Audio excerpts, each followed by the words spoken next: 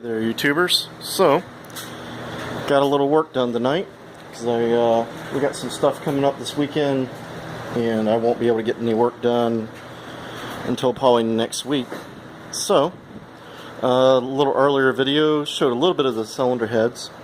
I got 53cc chambers. Darren went in there and he unshrouded the valves, did a nice valve job, milled down the valve guide bosses for valve retainer to guide clearance. He said it lifted something like 520 inches of lift, so I need to check and see how much ratio rocker my rockers really are. So I gotta kind of decide.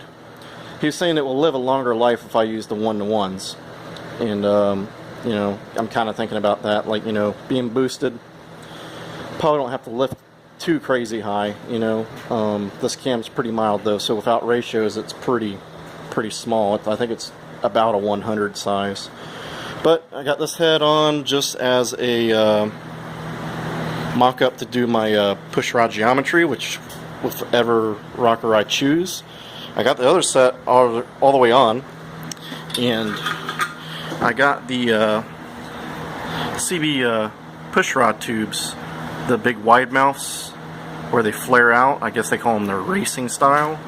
And the O-rings seal, you know, at first they're a little far away until I got it all the way torqued down, and they come pre-expanded a little bit, and that was a pretty good amount before they started crushing. So we'll see if they leak or not. I thought they sealed more on the inside of the taper, but apparently after getting them on there, they seal on the outside more. They do fit right in the hole really snugly. So the next time I put the other ones on, one of them had a little damage on it, and I was like, yeah, you know, a regular stock push rod tube's not much of a difference. This time I'd probably straighten that out. But we'll see how those do. I'm kind of curious if they'll leak. If they do, they're just going to have to leak. But, you know, got to do valve train geometry. That will probably be something to do next week. Like I say, I got some stuff coming up, so I won't be able to come out here and play, and I got to make a decision if I want to use 1.4s or if I want to use the 1-to-1s. I know the 1-to-1s would be quieter, but on this motor with the open exhaust and all that, it won't matter. But that's about it for the 2220 turbo with the single ports. This engine stands, it's getting hard to turn it, but kind of getting excited to run it, you know. I had to put some shims under it. I was going to try and go with no shims, but I had to put a 60,000th shim.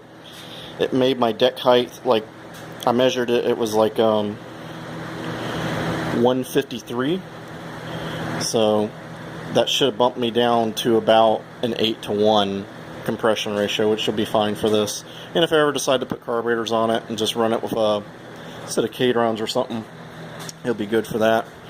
I was over at Darren's house, and when I got the heads, he gave me some goodies, of course, so I gotta say thank you for that.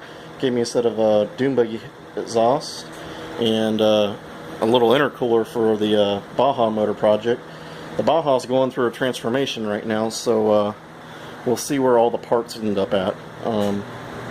John's actually trying to sell it, so if anybody out there wants a Baja, you know, go look it up. It's on Craigslist, and we're in the Space Coast area, so you can just look it up that way. But we'll probably find a use for this. I got something brewing in my head for that. Same thing with these. I have an idea brewing in my head for the buggy exhaust. I'm not sure exactly what I'm going to do about that, but I'm going to fix this all up first. But I figured I'd give you guys a little rundown. You know, the heads are on. They look really sweet. I just got to do valve train geometry, and then after that I can put this head on final and put the push rod tubes in. I already got my air deflectors in there. Don't ever forget those. If you do forget those, you can slide a piece of metal in there and safety wire it. It's not fun. It can be done. But just, you know, while you're doing it, double check. Because if you do that, leave those out, it will burn the bottom of the cylinders out. You'll warp them. So after that, I got to take the rockers out of there if I use the 1.4s.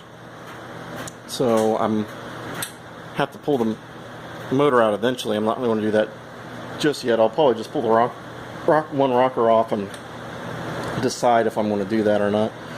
You know, like I say, I know the one-to-ones will be quieter too. You know, I may see if a friend of mine has a set of 125s. If he has a set of 125s, maybe he'll trade me or something like that.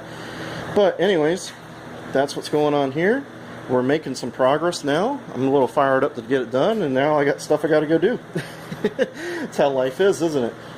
But, you know, I got those shims in. They were MP brand. They said they were going to be AA. Bought them on the internet, of course.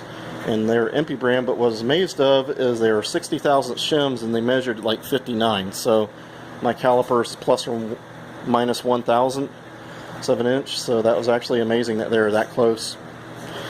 You know, I was figuring that some would be like 30, some would be 40 or something, you know. But anyways, that's about it. We're going to try and get this thing going here. I'm starting to get a little anxious. I kind of want to hear it run. I'm sure some of you guys out there want to hear it run too.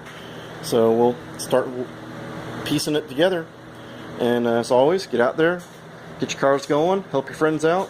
You know, if you got somebody out there, you know, it's got an old car and they're kind of stalled out on it, try and go over there and give them a hand, help them fire it up. You know, that always makes somebody feel good. It always makes you feel good to help them.